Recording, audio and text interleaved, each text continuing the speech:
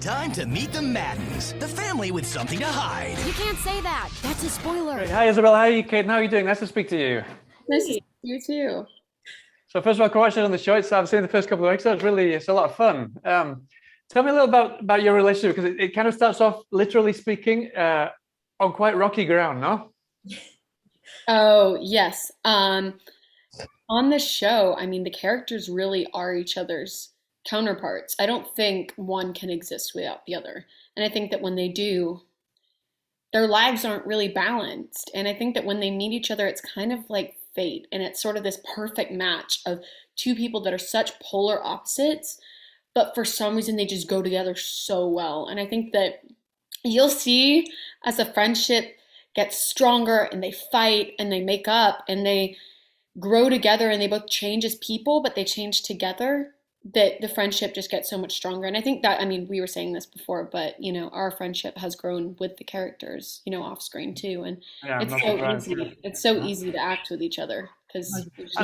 And talking about that kind of subject, I mean, Kayden, your role is kind of like you're like this person who represents society and how you're supposed to be and how you're supposed to fit in. So that's quite a lot of pressure. Did you feel like kind of pressure going into the series?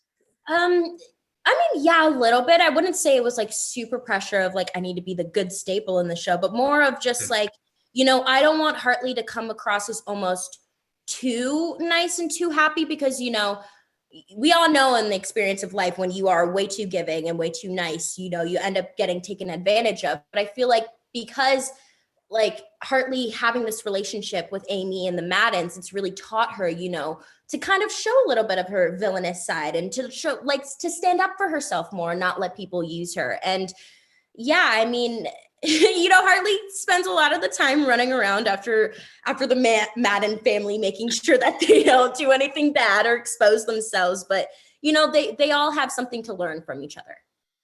And then Isabella, I want to ask you, why are you so hard on your poor older brother? Well, you use him as a scapegoat as often as possible to kind of fit in, and he's the one that kind of ends up sticking out like a sore thumb, thanks to you, no? I know. Just trust me, gets worse. Gets worse. I bet it does. Yeah. No, I think you'll see why as the show goes on, and I think that you'll see that their relationship when they were villains changed very dramatically in terms of who he was. And I think that for her, that was hard to accept, you know, when someone changes into a different person, even if it is for the better, sometimes it's hard, you know, for other people to accept. And I think that Amy learns to accept it, but then there's also other things that'll come up. And I think it's like mid-season point, you'll see there's a big turning point with those two characters. So it'll get interesting. Too much play, a little tease.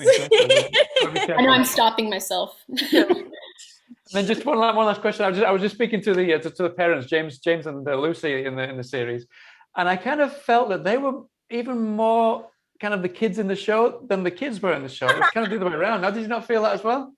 Oh yes. Oh yes. It is very funny.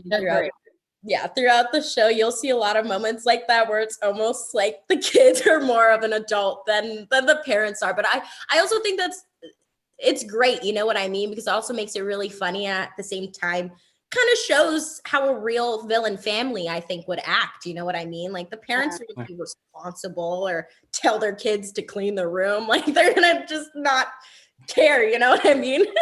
I mean, a huge influence for, you know, talking to the writers, what the parents were based on was Married with Children and the way that the parents in that react with their kids.